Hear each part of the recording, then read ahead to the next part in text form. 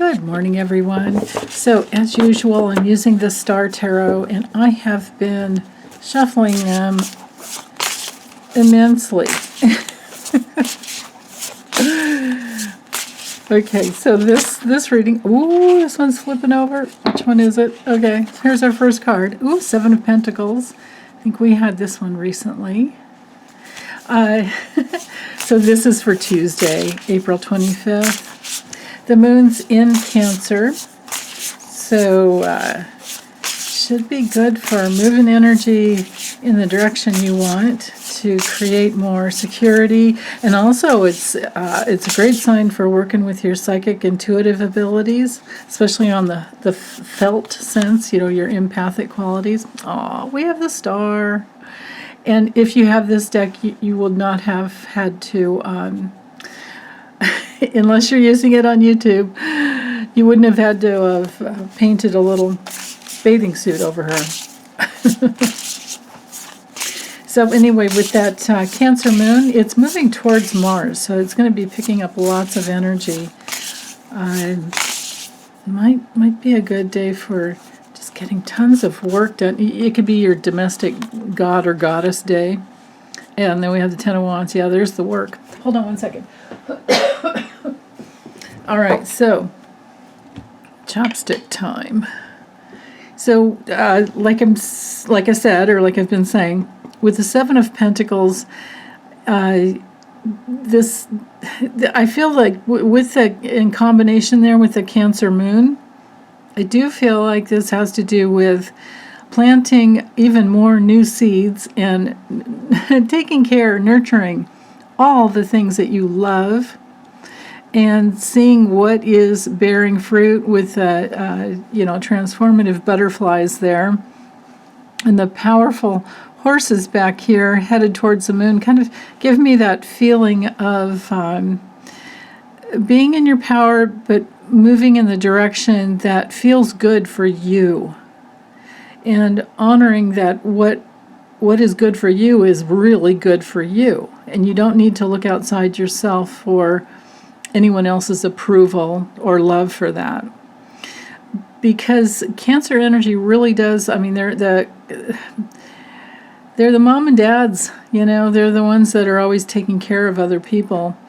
And, we have to be careful of overtaking, over-caring like that. I used to do that when my kids were little, it took me a while to realize, what? They need to figure out these things on their own.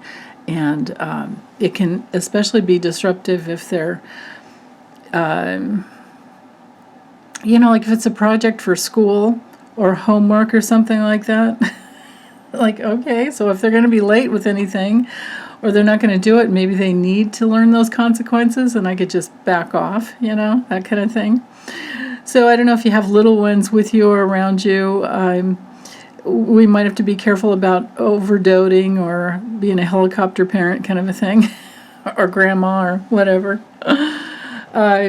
Giving them the tools they need is great, but then backing off and letting them do their creative thing, but kind of keeping in a watchful eye if they're small and they're dealing with glue or hot guns or once I had a blow dryer. My granddaughter was using a blow dryer to dry the paint on a project, and it was really hot, and she set it down on my bar stool that had a what is it? It was like vinyl pleather or whatever. It wasn't real leather, but it it tore it up. It's like, oh no. But anyway, those are the days. She's now graduating out of nursing school, so there's that. That was so long ago. Man, time flies. Yeah, actually, thinking about it, it was 10 years ago. Yeah. Okay, so anyway. Seven of Pentacles, like I said, it has to do with physical, all the physical realms of our lives. And that's why I was feeling that, maybe doing stuff around the house, maybe it's a shopping day, cooking day, getting things together day, preparation, major preparation day. And then from there, or from that, taking care of the physical, then we're navigating in a much better way with the star card. Our star card is our card for healing, having a really bright future. It's our card of happiness, just like the sun. The star and the sun are really good cards. It's also our card for, it's often associated with hope, but I like to let go of that hoping thing and be in the having faith, and sometimes you're faking it until you make it. But and that doesn't mean to negate any place where you're feeling like you're just not sure. And that's the reason, she has one foot in the water. Notice the spiraling into the core of, I believe, the universe here.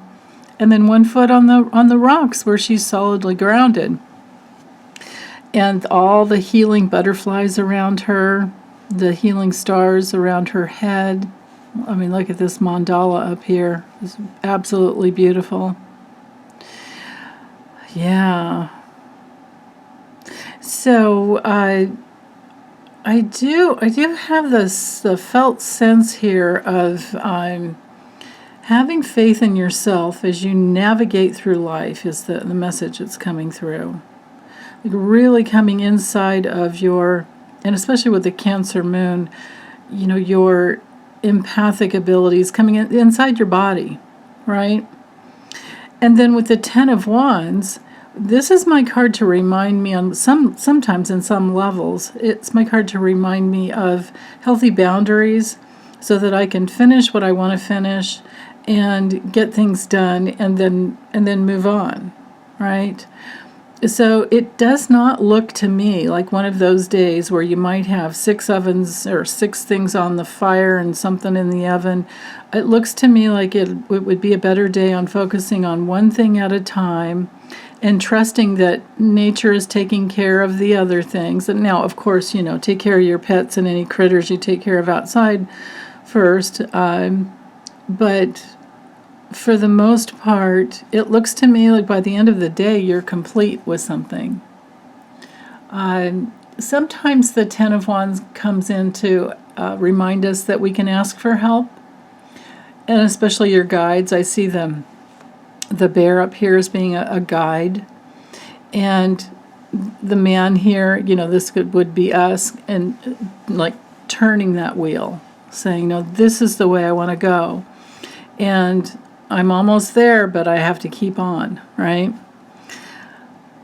So, yeah. So staying in the core of who you are, in your power, and asking for help. Because your guides, guardian angels, your spirit team, they need to, it's good to, they love to help. They absolutely love to help.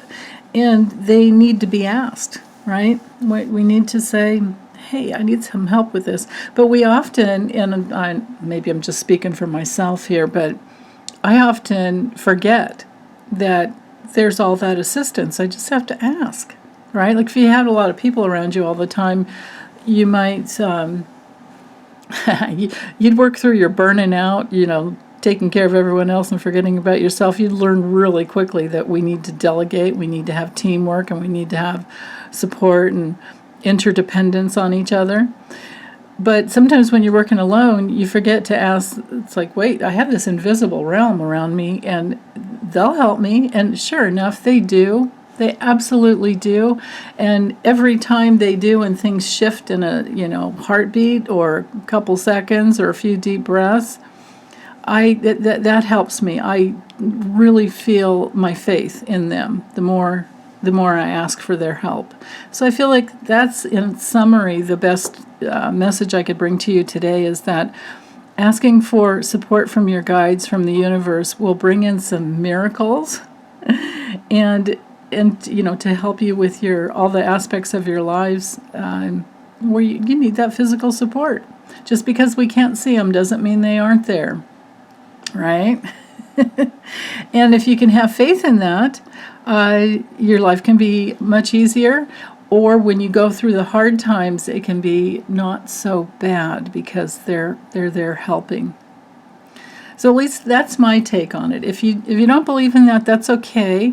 I believe in yourself always, no matter what. And meanwhile, I'm just sending you lots of love.